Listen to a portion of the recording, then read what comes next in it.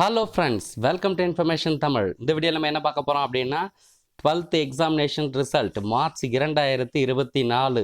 So தேர்வு முடிவு வந்து உடனடியாக எப்படி பார்க்கறது அப்படின்னு பார்த்தீங்கன்னா அதற்கான லிங்க்கு எப்படி இருக்குது, ஸோ எத்தனை லிங்க் வந்து கவர்மெண்ட்டில் வந்து கொடுத்துருக்காங்க, அதிகாரப்பூர்வ இணையதளம் எங்கே அப்படின்னு நம்ம தெரிஞ்சுக்கலாம். அதே போல் வந்து ரிசல்ட் வந்த உடனே பார்த்திங்கன்னா சர்வர் வந்து ரொம்ப பிஸியாக இருக்கும். ஸோ எப்படி வந்து நம்மளுடைய ரிசல்ட்லாம் வந்து தெரிஞ்சுக்கலாம் அப்படின்னு தான் இந்த வீடியோவில் நம்ம பார்க்க போகிறோம்.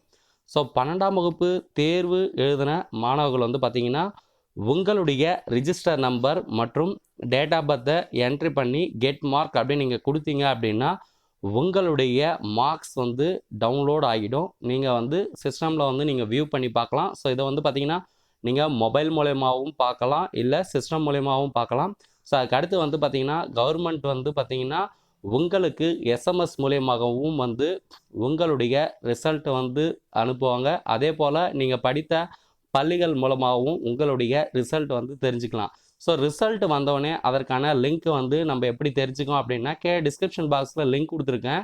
ஸோ அந்த லிங்க்கில் போயிட்டு நீங்கள் கிளிக் பண்ணிங்க அப்படின்னா அதிகாரப்பூர்வ இணையதளம்னு இருக்கும். ஸோ 2 வெப்சைட் லிங்க் இருக்கும். அதை போய் நீங்கள் கிளிக் பண்ணி உடனே உங்களுடைய ரிஜிஸ்டர் நம்பர் மற்றும் டேட் ஆஃப் பர்த்தை கொடுத்து உங்களுடைய மார்க்கை நீங்கள் பார்த்துட்டு உடனே கமெண்ட்டில் வந்து தெரிவிங்க.